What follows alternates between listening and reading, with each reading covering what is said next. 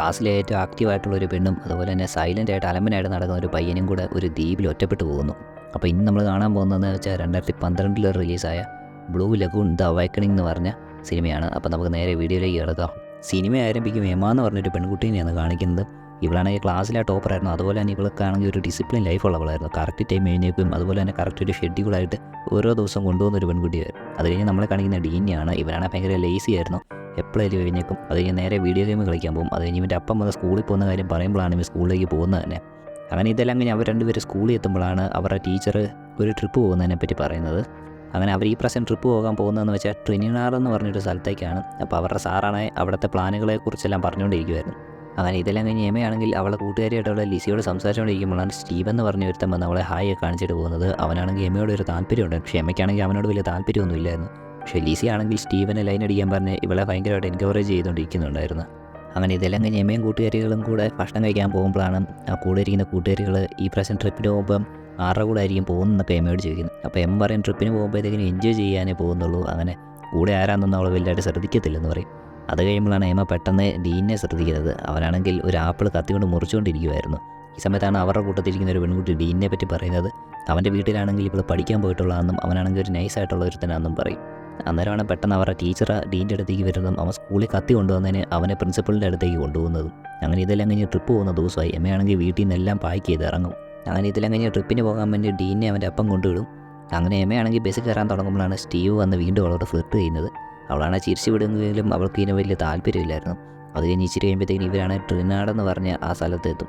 അത് കഴിയുമ്പോഴത്തേക്കിനും അവരുടെ ടീച്ചറാണെങ്കിൽ അവരോട് ഫ്രീ ആയിട്ട് പൊക്കോളാൻ പറയും. പകരം രാത്രിക്ക് മുമ്പേ കറക്റ്റ് സ്ഥലത്ത് വരണമെന്ന് പറയും. അങ്ങനെ ഇവരെല്ലാം കൂടെ ഒരു സ്വിമ്മിംഗ് പൂളിലേക്കാണ് പോകുന്നത്. അവിടെ ചെല്ലുമ്പോഴത്തേക്കും ഗേൾസ് എല്ലാം കൂടെ ബിക്കിനി കേട്ട് വെള്ളത്തിലോട്ട് ചാടും.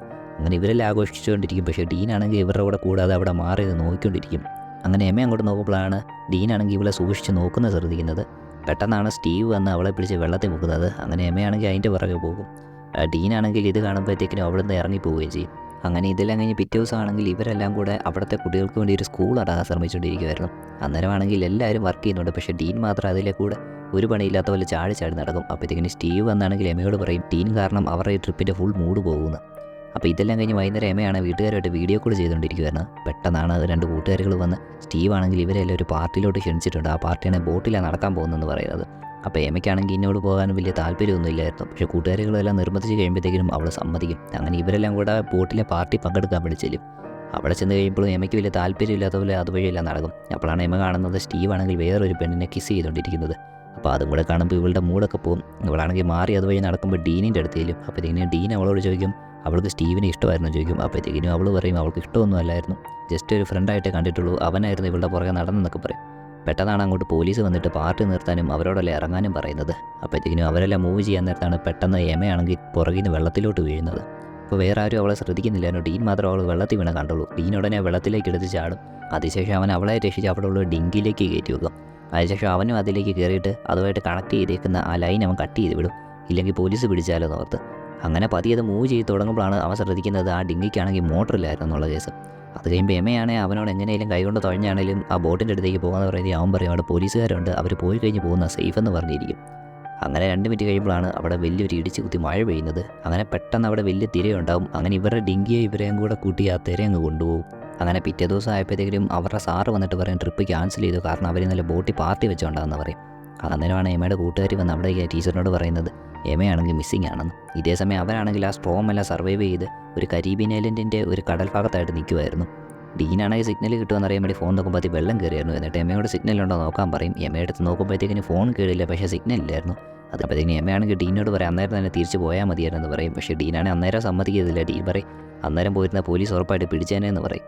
അങ്ങനെ ഇതേ സമയത്ത് ആ ട്രിപ്പിൻ്റെ അവിടെ സാറ് എല്ലാവരും അറ്റൻഡൻസ് എടുക്കുമായിരുന്നു. അന്നേരമാണ് പുള്ളിക്ക് ഡീനും മിസ്സിംഗ് ആണെന്ന് അറിയുന്നത്. അതിനുശേഷം അവരെ പോലീസിനെ വിളിച്ചിട്ട് ഈ 2 പേരും മിസ്സിംഗ് ആയ കേസ് പറയും. അങ്ങനെ അവരെ ഉടനെ തന്നെ കണ്ടുപിടിക്കാൻ പറ്റുമോ ചോദിക്കുമ്പോൾ പോലീസുകാർ പറയും അവർ കടലിൽ വീണിട്ടാണ്, ഇനി കണ്ടുപിടിക്കൽ പാടാന്ന് പറയും.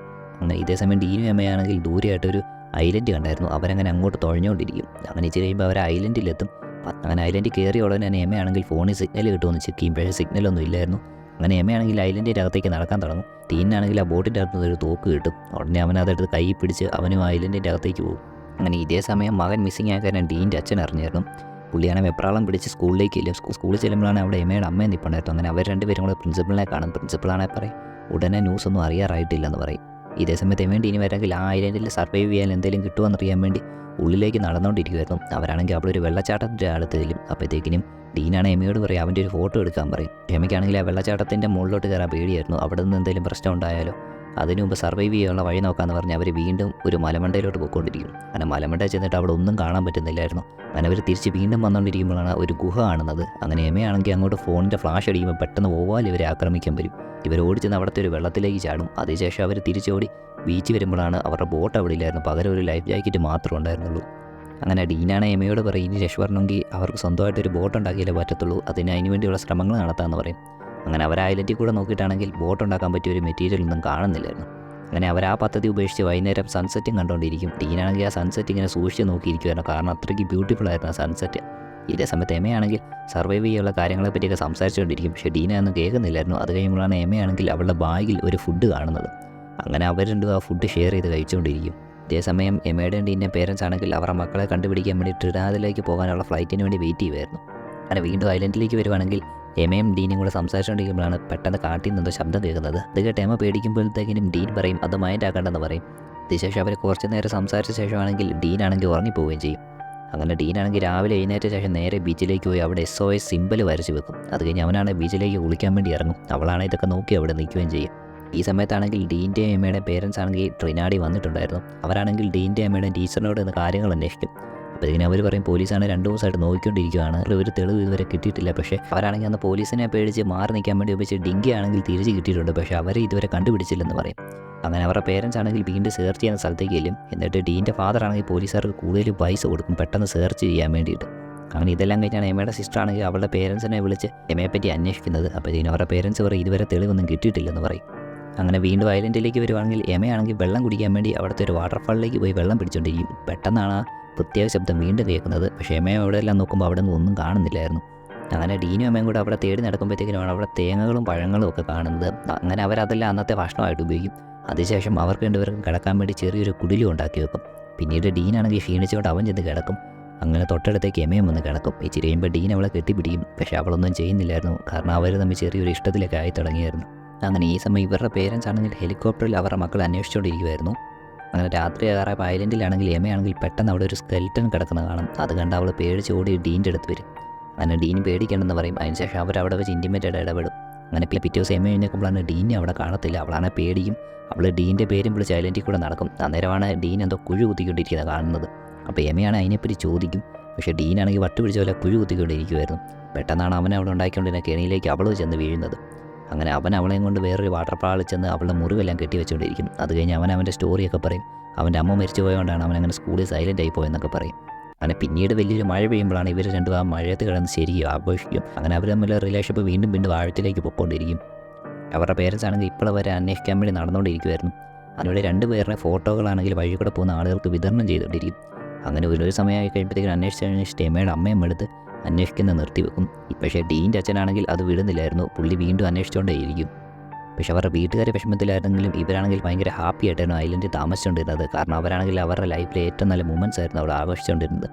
അങ്ങനെ ഒരു ദിവസമാണ് എമ്മ ഡീന് ഇഷ്ടപ്പെട്ട കാര്യമൊക്കെ പറയുന്നത്. അങ്ങനെ ഡീനും അവളെ ഇഷ്ടമായെന്നുള്ള കാര്യമെല്ലാം പറഞ്ഞുകൊണ്ടിരിക്കും.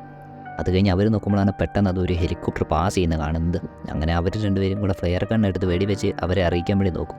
പക്ഷെ നോക്കുമ്പോൾ പെട്ടെന്ന് ഫ്ലെയർ ഗൺ കാണത്തില്ല. അങ്ങനെ കറക്റ്റ് ടൈമിൽ അവരെ അറിയിക്കാൻ പറ്റാത്തതുകൊണ്ട് ആ ഹെലികോപ്റ്ററാണ് ഇവർക്ക് മിസ്സാവും. അന്നേരമാണ് എമ്മ പറയുന്നത് ഇവിടെ വേറെ ആരെങ്കിലും ഉണ്ടോ, കാരണം ഇവരുടെ സാധനങ്ങളൊക്കെ മിസ്സാകുന്നുണ്ടല്ലോ എന്ന് പറയും.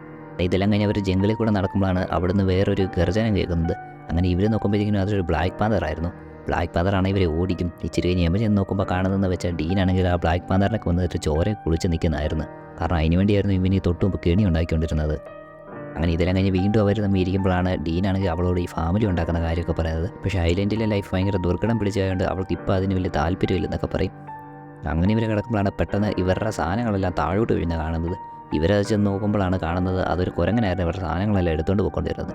അങ്ങനെ അവൾക്ക് അവിടെ നിന്ന് ഫ്ലെയർ ഗൺ കിട്ടും. ഇവരാണെങ്കിൽ ഉടനെ തന്നെ ഫ്ലെയർ ഗൺ എടുത്ത് മുകളിലേക്ക് വെടിവെക്കും. പക്ഷേ ഡീനാണെങ്കിൽ പെട്ടെന്ന് എന്തോ പോലെ ഒന്നും ഡീൻ പറയും, കാരണം ഈ ഐലൻഡിലെ ലൈഫ് അവന് ഭയങ്കരമായിട്ട് ഇഷ്ടപ്പെട്ടെന്ന് പറയും. അങ്ങനെ ഇവളാ ഫ്ലെയർ ഗൺ വെടിവെച്ചുകൊണ്ട് തന്നെ ഒരു ഹെലികോപ്റ്റർ അവരുടെ അടുത്തേക്ക് വരും. അതിനുശേഷം ഇവരെ അവിടെ നിന്ന് രക്ഷിച്ച് സിറ്റിയിലേക്ക് കൊണ്ടുപോകും.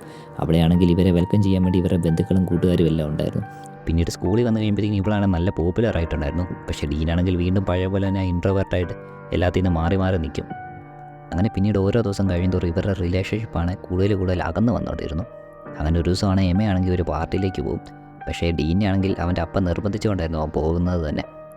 അങ്ങനെ എമ അവിടെ ചെന്ന് നോക്കുമ്പോഴത്തേക്കിനും ഡീനാണെങ്കിൽ മഴ നനഞ്ഞ് വെളിയിൽ നിൽപ്പുണ്ടായിരുന്നു. അപ്പോഴത്തേക്കിനും അവളുടെ കൂട്ടുകാരിയായിട്ടുള്ള ലിസി ആണെങ്കിൽ എമനെ സപ്പോർട്ട് ചെയ്യും, അവൻ്റെ കൂടെ പൊക്കോളാൻ പറഞ്ഞു. അങ്ങനെ അവൾ അവൻ്റെ അടുത്തേക്ക് ചെന്ന് അവനെ വെച്ച് ഡാൻസ് കളിച്ചുകൊണ്ടിരിക്കുമ്പോഴത്തേക്കിനും ഈ സിനിമ അവിടെ അവസാനിക്കും.